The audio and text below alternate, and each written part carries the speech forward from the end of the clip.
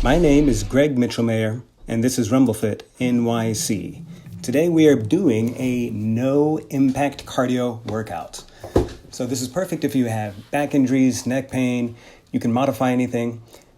As we begin, I assume that you've moved around your arms, your legs a little bit, and now every single drill is going to be 40 seconds. And this is the first one, skaters. Basically, it's a toe tap, stepping side to side, and then you gradually reach the opposite arm across the front of your body. If you want to do it a little faster, you can. It can be done explosively with a jump, but it's safer this way. It can be done pretty quickly, and you can also stay a little lower into a squat if you want to feel the legs burn a little bit more. Engage your core, bring your shoulders back, and just keep going. Perfect. I recommend also that you put on music while you do this. You'll still be able to hear me, but music helps enhance any workout.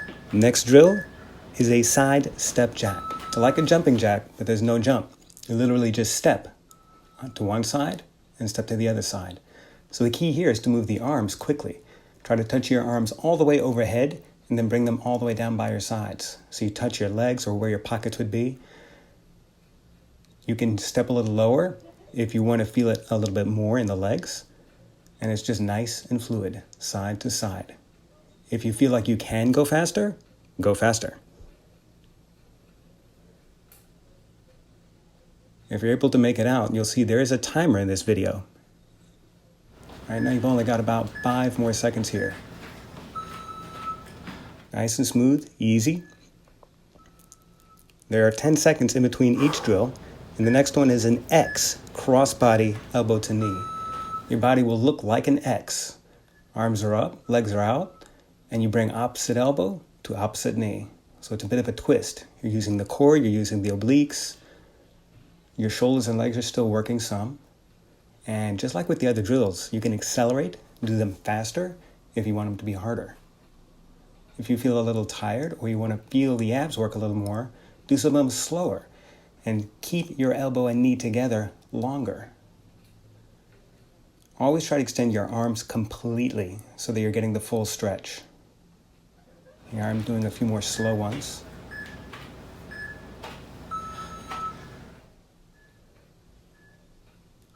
Good. Next one I call Supermans. It's like Superman about to take off. You squat down, you swing up high, come up onto your toes. Exactly. And this should be done explosively. Do it quick. Do it with speed. So the squat almost is like a spring effect. It just propels you up.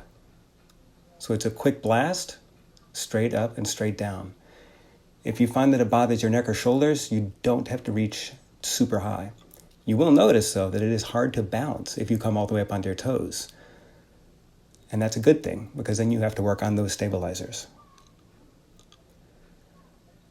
If you want to make it harder, obviously you go quicker or squat lower.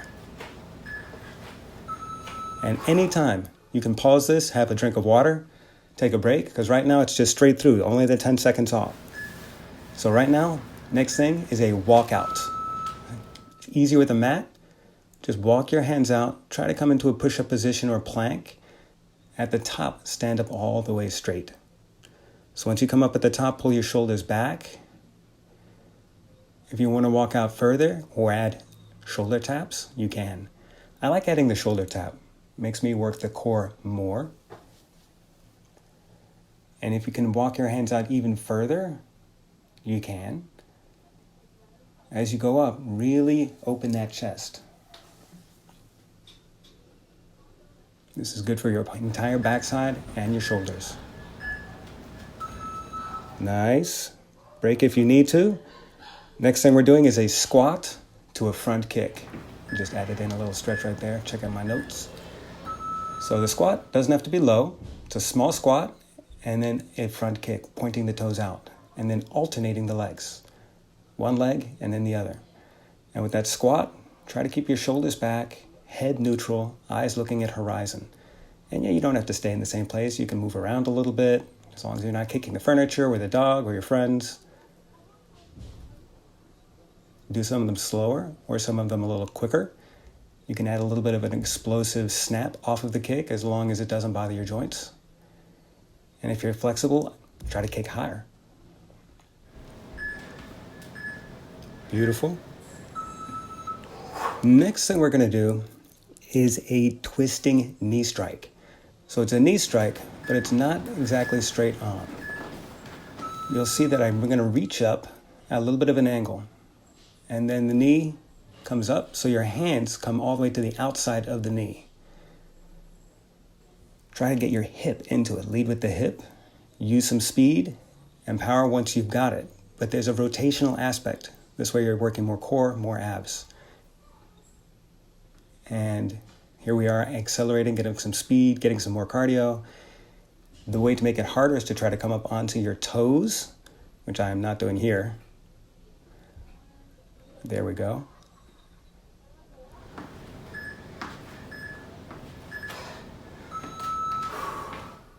And of course, we will have to do the other side. And yeah, I'm breathing hard. Make sure you twist. Try to turn your whole body into it. And try to get the hip to come forward also, even if it's only a little bit. And yes, it does require a lot of balance. The more you do it, the easier it's going to get. I mean, you can pretend you're holding onto someone's head and you're kneeing them, somebody you really dislike. Or just think of it as hitting that core, working the abs every single time. And you don't have to do them fast unless you feel like it. If you're too off balance, obviously slow down. But if you can go for it, then go for it. Last couple seconds here. And then we're going to come down to the ground. We're going to be doing a bear crawl. So the knees are just hovering above the floor. Once you start moving, the knees try to stay the same distance from the floor as you take 6 steps forwards and then 6 steps backwards. It's almost impossible to keep the knees exactly the same distance from the floor, but as close as you can get is what we want. You can take bigger steps if you want, or smaller steps, and anytime you need to put the knees down, go ahead. And this is a perfect example of a kind of animal movement that is working every part of your body.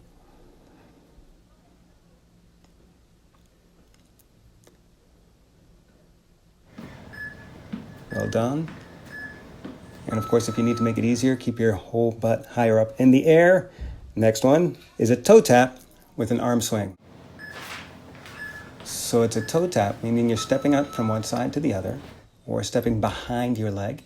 And every time you step to the side, the hands reach all the way up overhead, and they swing all the way past your pockets. So the bigger this swing with the arms, the more mobility in the arms, and the more calories you're going to burn. The footsteps can be bigger or smaller, but try to use as much acceleration as possible. Keep everything as quick as you can. Nice. I think I'm giving the camera kind of a weird look there. Maybe somebody came into the room. Yes, very possibly. But we're going to stay focused. Nice. Now I'm just going to stick with something basic here. Boxing stance, left lead. Left hand forward, left foot forward. And it's going to be 4 straight punches. A left, right, left, right. Very easy. Left, right, left, right. But we're trying to twist the entire body. Twist the shoulders. Rotate the whole body. Even the hips are moving. And you can move forwards or move backwards. You don't have to stay in the same place.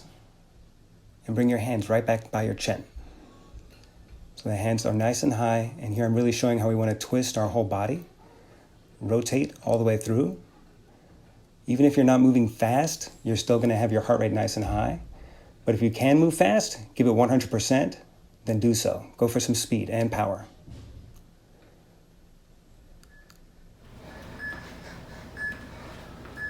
And from here, we're going to mix it up. Tree frog, which means you're in a push-up position, and you're going to bring one knee forward towards your arm. Now you can see I'm a partial down dog here. I'm keeping my butt a little higher on some of these reps so the hamstrings are working. To modify, make it easier, you can put your knees down and still bring one knee forward at a time. If your back is a little sore or your arms are tired, work this way. If you want to feel the hamstrings work and the core work,